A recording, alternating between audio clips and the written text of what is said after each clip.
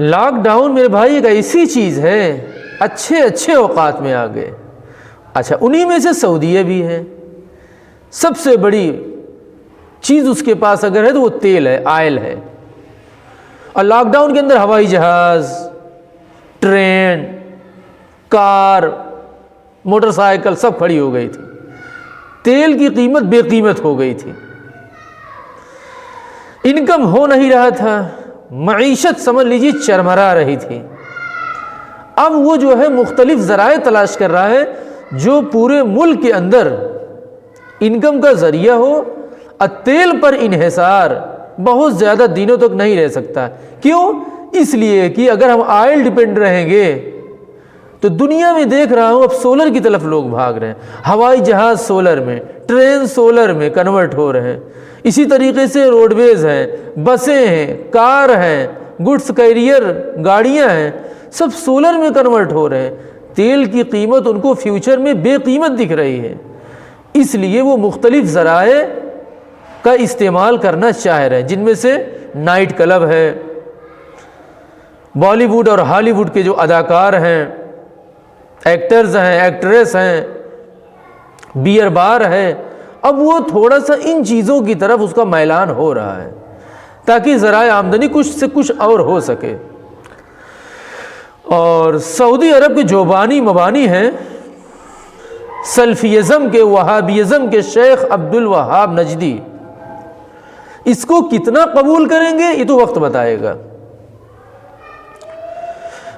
سعودی عرب میرے بھائی ایک ایسا ملک ہے جس کو سب سے زیادہ پھونک پھونک کر قدم رکھنے کی ضرورت ہے، لیکن جس کا قدم یورپ میں زیادہ اور اسلامی ملکوں میں کم بلکہ عدم،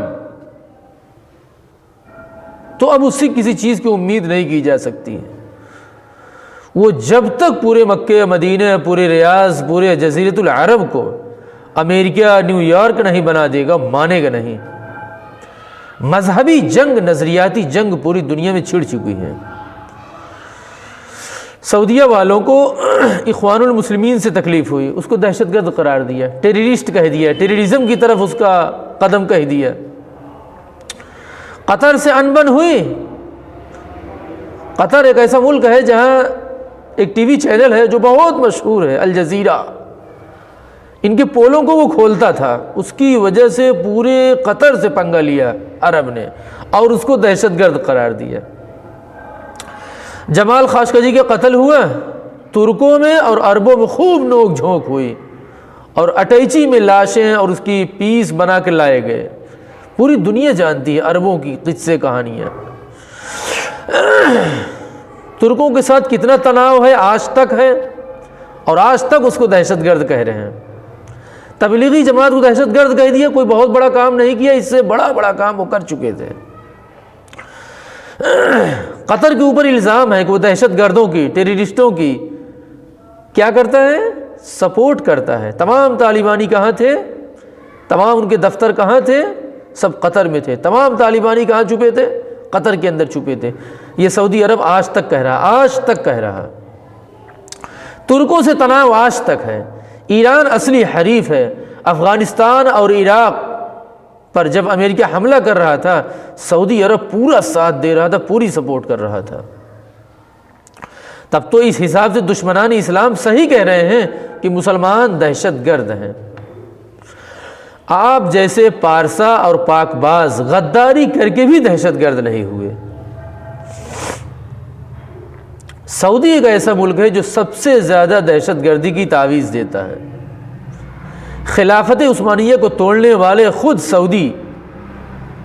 سعودی خاندان، سب سے زیادہ خلافت عثمانیہ کی مخالفت انہوں نے کی تھی، اور اس کی بنیادوں کو توڑنے والے سب سے پہلے سعودی خاندان، اور پھر اس کے بعد پورے جزیرۃ العرب پر قبضہ کر کے پورے علاقے کو جو رسول اللہ صلی اللہ علیہ وسلم کے زمانے میں حجاز مقدس کے نام سے جانا جاتا، جزیرۃ العرب کے نام سے جانا جاتا تھا، اس کو اپنے نام کر لیا، رجسٹر کرا لیا، جس کا نام پڑ گیا مملکت السعود العربیہ۔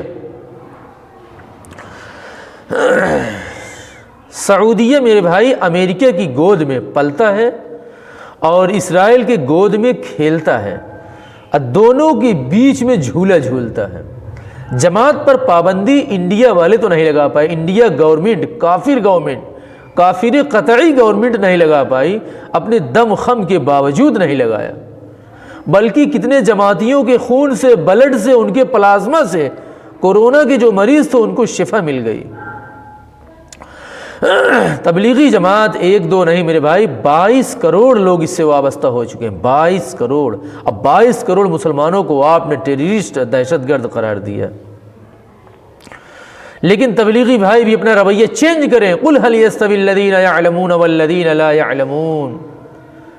کتنے اماموں کو مسجد سے نکالا، درس قرآن سے منع کیا، بیان القرآن سے منع کیا، تفسیر قرآن سے منع کیا، سال نہیں لگا ہے، چلہ نہیں لگا ہے، 4 مہینہ نہیں لگا ہے، اللہ کے راستے میں وقت نہیں لگا، لیکن آج وہی علماء بھرپور قابل مبارکباد ہیں وہ بیچارے جو آج ان چیزوں کو بھلا کر تبلیغی جماعت کا کھل کر سپورٹ کر رہے ہیں۔ بن سلمان نوجوانوں کو ٹرائی کر رہا ہے، چیک کر رہا ہے کہ رد عمل، ریئیکشن کیسے آتا ہے، اس لیے ابھی تھوڑا دور دور کر رہا ہے۔ ریاض راجدھانی ہے، مکہ مدینے سے کافی دور ہے، اس لیے ابھی وہاں ٹرائی کر رہا ہے، چیک کر رہا ہے کہ نوجوان ہمارے سپورٹ میں ہیں یا نہیں، بوڑھے ہمارے سپورٹ میں ہیں یا نہیں، رد عمل آتا کیسے، اس لیے ان چیزوں کو مکہ مدینے سے دور کر کے راجدھانی میں اس کا ٹرائل چل رہا ہے۔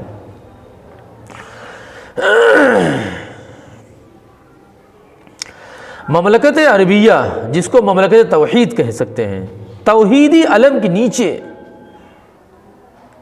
توحیدی علم ہاتھوں میں تھے ان ایکٹرس اور ان ایکٹر کے ہاتھوں میں جو لڑکے نہیں تھے، سب گرلز تھی، لڑکیاں تھیں میرے بھائی، اور اپنے جسموں کا خوب نمائش کرا رہی تھی، ڈانس کر کر کے، اور ان کے ہاتھوں میں جھنڈے کون سے تھے؟ لا الہ الا اللہ محمد الرسول اللہ لکھا ہوا جھنڈے، توحیدی علم۔ اب مملکت توحید کے اندر ریالی ٹولہ کھڑے ہو کے دیکھ رہا ہے، اب ان کی نظر رفع یدین کی طرف نہیں ہے، رفع رجلین کی طرف ہو رہی ہے۔ اس لیے میری گزارش ہے سب کو اپنے رویے چینج کرنے کی ضرورت ہے۔ ہاں، کچھ تبلیغی میں اختلاف ہوا، مراکز تقسیم ہو گئے، امیر تقسیم ہو گئے، پھر عرب کی زمین پہ امیر کی اتنی رٹ لگا دیے کہ ان کو اپنی عمارت خطرے میں دکھنے لگی، عربوں کو۔ وہاں تو امیر شہزادوں کو کہا جاتا ہے، بس خادم الحرمین کو امیر کہا جاتا ہے، اور جماعت میں صبح سے شام تک اتنے امیر ہوتے ہیں، تو ان کو جو ہے ان تمام روحانی جماعت سے خطرات دکھنے لگے کہ ہمارے انکم میں روڑا بنیں گے، یہ جام لگائیں گے، اس لیے تقریباً یہ پابندی لگی۔